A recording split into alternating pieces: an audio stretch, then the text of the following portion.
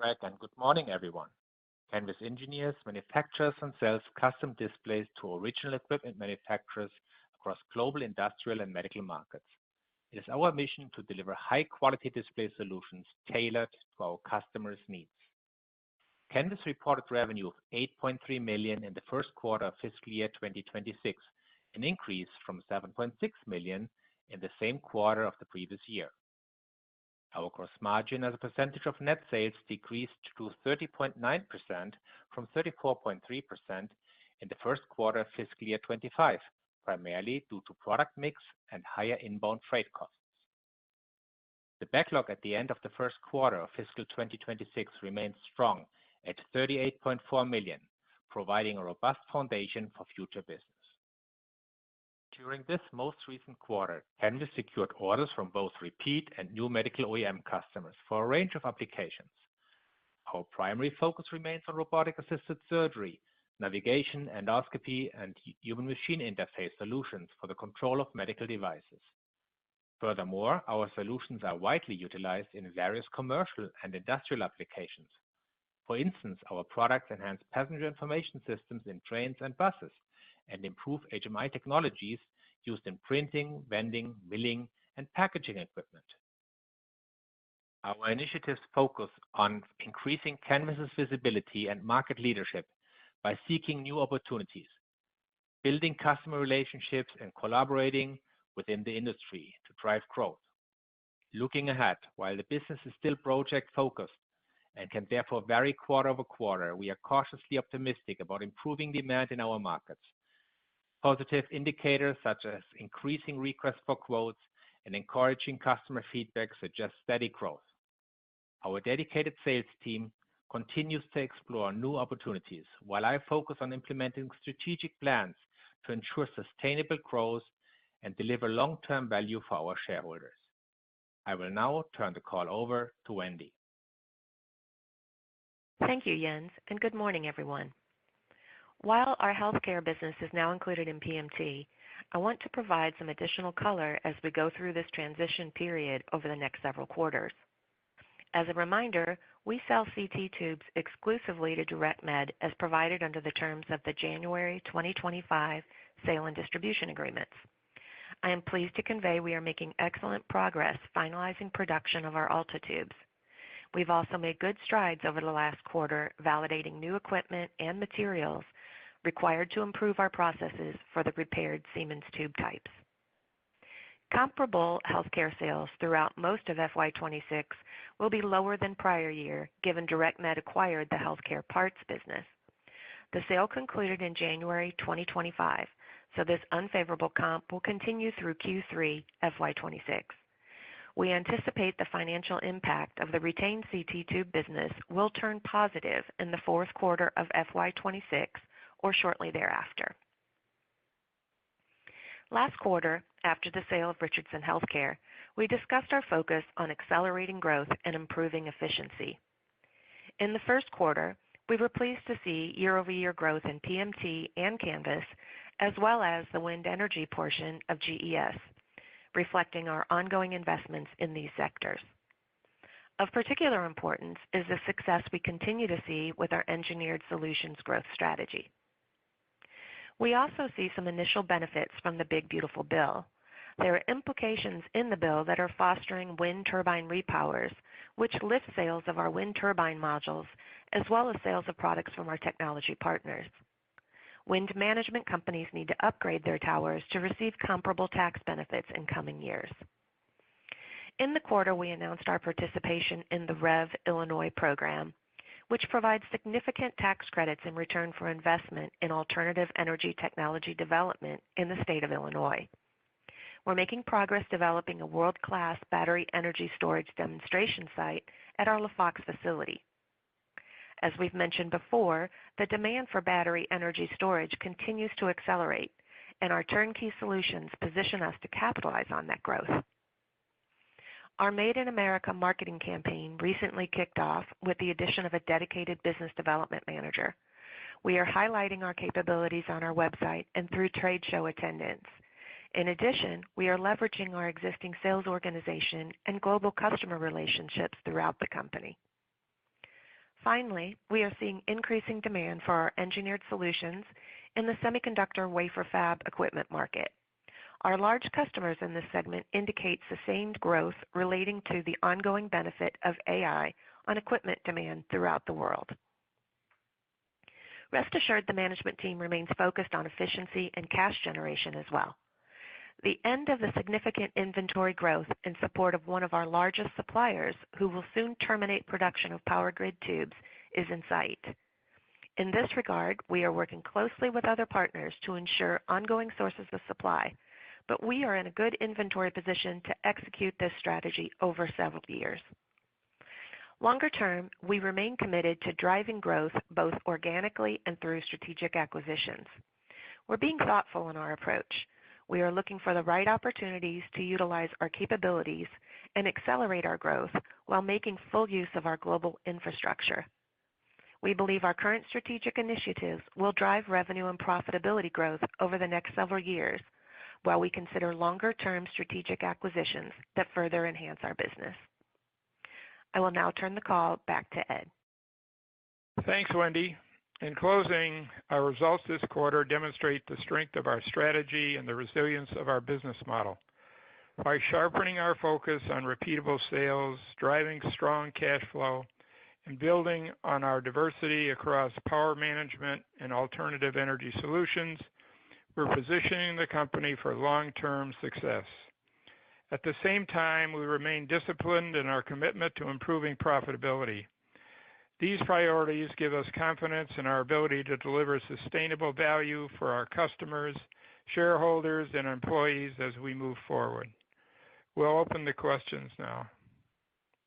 Certainly. Ladies and gentlemen, due to time constraints, we ask that you please limit yourself to one question and one follow-up. Again, we ask that you please limit yourself to one question and a follow-up until we have all had a chance for a question, after which we will answer additional questions from you as time permits. As a reminder, to ask a question, please press star 11 on your telephone and wait for your name to be announced. Our first question will be coming from Robert Brooks of Northland Capital Markets. Your line is open, Robert. Hey, good morning, guys. I wanted to ask you on where we're at with the Ultra 3000s getting onto GE's approved aftermarket vendors list. On your fourth quarter call earlier this summer, you had said that you did a final test in June and the engineering team sent it to GE Legal and it was sitting there, but that all indications were that the service agreements were not going to be in jeopardize if the Ultra 3000s are used. And so I just wanted to hear where that's sitting or any new developments on that. Yeah, hi, Bobby. They update me every week. We actually talk to GE about other things, this included, so we're in communication with them. Their engineering team have signed off on it, and the last communication, which was last week, was that it's final signatures from legal. They're still waiting on it, and it was promised to us here in the next week or two.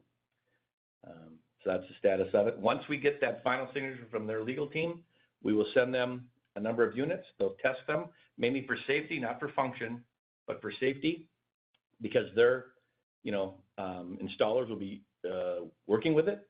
And so once that's done, they'll approve it. And then along with that, not only are we pushing, if you will, GE, but also two of our largest owner-operators are also pushing it because they have both TSAs and their own repair. So the short answer, which I just went long on, is we expect it to be signed in the next couple of weeks. They'll do the audit of it for quality safety, and we fully expect sign off here in Q2 at some point. Got it. And then, the semi-fab sales were up 52% year over year, which was great to see, but I just wanted to make sure I'm thinking about it right. Wasn't 1Q last year, we were at like a trough level for those sales? And then the follow-up would you expect that year-over-year growth rate to continue through your fiscal 26, or maybe at the minimum, the nominal level of semi-wafer fab sales in 1Q stay consistent through fiscal 26? Yeah, you're correct, Bobby. Q1 of last year was the lowest quarter of the year for Lam, although they recovered very well. And, we don't get a lot of visibility from them, but the most recent information that they've put in the portal it looks like that these larger numbers they've been talking about now, it seems like a year or two, we should start seeing strong growth in Q3 and Q4 of our fiscal year. But we'll kind of be at the same run rate here in Q1 and Q2 with the large growth in Q3 and Q4 based on their forecast, which is a forecast. Thank you. And our next question will be coming from Anja Soderstrom of Sidoti. Your line is open. Hi, thank you for taking my question. So I'm just curious with the wind orders you noted from several countries around the world, how meaningful were them and how do they compare to the actual opportunity there? I'm sorry, could you repeat that? Global wind outside the U.S., what were sales like? Yeah, so we've launched it hard to produce this product globally with the customer base. It's a smaller market than North America, but still a very strong market for us. We've been able to do a great job in introducing 4 new platforms, which will be more popular in Europe than GE, Nordex, Senvion, Suzlon, and SSB. We've done already in Q4 and part of Q1 alpha and beta testing with customers in Australia, India, France, and Italy. And they've approved that, and we've already received orders in our Q1 from customers in those 4 countries. And we look at this every week. If I look at the document that we track all the opportunities that we're currently working on in terms of our teams worldwide, it's getting up to 2 or 3 pages. So it's active. It's just an education process to these customers that it's available. And this product is available for their specific turbines. And then, of course, like we did with North America, you'll have alpha testing, beta testing, and then final production. But I would say it's not going as fast as we like. Nothing ever does. But we're getting some good traction expanding this capability, if you will, outside of North America. Because, as you know, 70% of our business is currently in North America. So it's pretty much nothing but upside outside of North America. Okay, thank you. And that, what do you expect in terms of CapEx for the year, given your expansions in La Fox and the Texas center? So I'll take that one, Anya. We're estimating it'll probably be in that $5 million range, so a little bit higher than last year. But last year was very low because there were some programs that were pushed into FY26. So again, we'll stick with that $4 to $5 million range. And okay, let me you. also repeat it, Anya, real quick on the REV Illinois program, and Greg, you can jump in here. The CapEx requirements themselves are not significant in this fiscal year. What we're looking at is some equipment that will help improve our manufacturing efficiencies and position us for new opportunities, primarily and particularly in the ESS solutions. So what we'll be looking at, the REV Illinois program allows us to account for people in addition to CapEx, in addition to other R&D related expenses. And that's where we're focused on right now, is making sure we've got the engineering resources we need, the program managers we need, so that when we get our facility built here in FY26, we'll be ready to efficiently and effectively market that. Yeah, I mean, just a good example is the demo site. All that development and goes towards the number that we've been to attain to get all the subsidies and rebates. And just one thing in the REV Illinois program, we're going to apply for every single subsidy and tax credit we can get with this green energy program. Luckily, the state of Illinois has even better than California, the most rebates and tax incentives for people doing wind, solar, energy storage, green energy itself. So we found out about this from some local contacts. We applied. You have 4 years to do it, and it's approximately $8 million in total investment and a number of headcount. But we have 4 years to do it. So we're not doing things to get that credit. We're doing things to grow the business and increase shareholders' value. But our estimate is we'll hit those numbers very easily, so we might as well take advantage of it. Okay, great. Thank you. That was all for me. Thanks, Anya. And our next question will be coming from Brendan Kinney, private investor. Your line is open. Hello, can you hear me? Yes, Yes. I can hear you, Brendan. Hi. So just one quick question. For the operating income, says it was mainly due to a non-recurring gain of $0.9 million. Could you just go into a bit more detail about what that was? Hi, Brendan. This is Bob Ben. First of all, the operating income, as I stated in my remarks, was $1.0 million, and that did not include the non-recurring gain that's below in other income, just to clarify. So the operating income for the quarter more than tripled from last year's first quarter. But to specifically address your question on the $0.9 million non-recurring gain, as I stated in my remarks, that's from a confidential contractual settlement. So unfortunately, I'm not really allowed to say much about it other than that. Okay. I missed that, yeah. Thank you. Thanks, Brendan. And as a reminder, to ask a question, please press star 11 on your telephone and wait for your name to be announced. Our next question will be coming from Chip Rui of Rui Asset Management. Your line's open. Good morning, guys. Good quarter.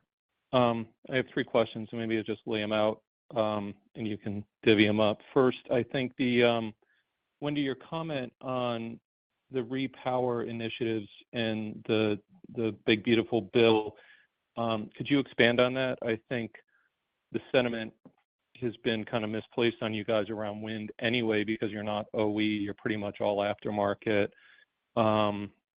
So now that there's a potential positive from the administration on repowering, I'd just like to dig into that a little bit more.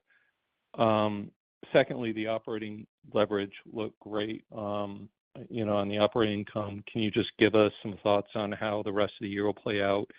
Can we continue to see muted expense growth that would contribute to good leverage through the year? And last, maybe Ed, I like the comments on clearly the semi business and PMT is a really positive thing to hear the outlook there, but maybe dig into the other side. The legacy RF business seems like it's perking up too, so maybe some details there. Thanks. Thanks, Chip. Hey, Chip, I'll just talk about the first question you had. It's a great question. So, and you hit it on the head. You understand it very well that almost all of our business, other than Suzlon, is aftermarket. And so with this administration kind of removing a lot of the subsidies you get for new turbines, kind of like your old car in college, you can't afford a new one, so you refurbish and fix up your current one. That's what's kind of going on, and the term in the industry is called repowering, where they, in some cases, drop the turbine to the ground and then replace everything they can, and then they'll have a turbine that's good for another 10 to 15 years. At that time, instead of putting lead-acid batteries back into the turbines, many of our customers and some of those larger orders we got in terms of our large, we had a 1.25 book-to-bill in FY25, was people ordering parts for this repowering program. So they will put in our pitch energy modules, which will last up to 15 years instead of the lead-acid batteries. And so that decision by the government, which is getting a lot of press, actually in a roundabout way supports us and hopefully will expedite some of the large orders we have on our books in terms of pulling them in over the next 2 to 3 quarters. The last thing with that, on the big beautiful bill, what Wendy's talking about, if they get it done by the end of this calendar year, they can put some of that money to the side or keep the current rebates and tax credits that they have now. So we're working with a lot of our owner-operators to get their forecast between now and the end of the year. So we grew 23% in FY25. We fully expect, based on the forecast and some of these other things, that GES will grow double digits in FY26. And then I guess operating. I'll take that one. Okay. Okay, so in terms of leveraging and operating expenses, I'm looking at our forecast for the full year. It'll be up just a little bit, not a lot over FY25 as we invest in some of the programs that Greg has mentioned, in terms of additional engineers, additional people outside the U.S. focusing on green energy growth. But again, Chip, one of the things we do well as a company is really managing our SG&A level and keeping that increase under control. So I would not anticipate a significant increase over FY25. Does that answer your question? Yes. And then just thoughts Okay. on the RF side. Right. Well, our RF tube business still remains about $85 million. We're going through a period where our largest supplier is actually going to exit the business over the next 3 to 5 years. And a lot of that equipment and technology we own, so we're in the process of trying to determine if we move it back here or work with other tube manufacturers around the world. But it's put us in a position where we built up our inventory very substantially. On the other hand, that inventory tubes are like good or fine wine, they under vacuum and they last forever. So we have no issue as far as obsolescence on the tubes, but our difficulty at this point is finding other manufacturers or making a decision to bring some of that manufacturing back here. But what you'll see over the next 3 or 4 years is our inventory go down dramatically as far as that's concerned. But the business stays extremely profitable, and we're pleased to be pretty much sole source on tubes around the world.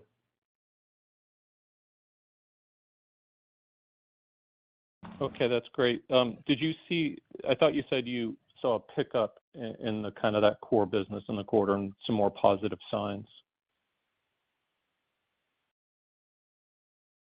In the tube business, I think it's just about level. What we are seeing is a pickup in the semi-fab equipment manufacturing business. We follow Lam's quarterly vendor meetings and listen to them, and they're talking about a very positive increase in their business going forward. In the best year, we did about $40 million with Lam and people in that business. And I think right now we're running in the low 20s, Wendy, somewhere. Yes. So we see an opportunity to grow substantially in that business going forward. And then on the RF solid state side, if you bring to that, because that was business that we were in before, that also grew, and we're seeing a large uptick in military defense, RF communications, drones, and then of course SATCOM globally to get 5G to all these remote areas. That's the business that picked up, and that's where the growth was on the solid state side. Okay, that's what I was asking. Thanks for the clarification. And that sounds like that sector, the defense side, it's pretty hot across the board. Do you see kind of accelerating participation into that end market? Yeah, and it's because of this global infrastructure that Ed put in place decades ago, it really is a benefit to a company like us. We're seeing a lot of the drone manufacturers are in Europe, and we have a great team there. But it's military too. But what we're seeing also, urban development, homeland security, disaster management, forest fires. I mean, drone technology is expanding very, very fast, and we have some of the, if not the best, technology partners like Macon, Qorvo, 3R Wave that have great products for that. So we're participating in it, and that's where the growth is on the solid state RF and the microwave side. Okay, thank you. And I would now like to turn the conference back to Ed for closing remarks. Well, we want to thank you very much for following our progress and growth. We're really pleased with the performance of the company. And if you have further questions, please feel free to call us at any time. Thank you very much. And this concludes today's conference call. Thank you for participating. You may now disconnect.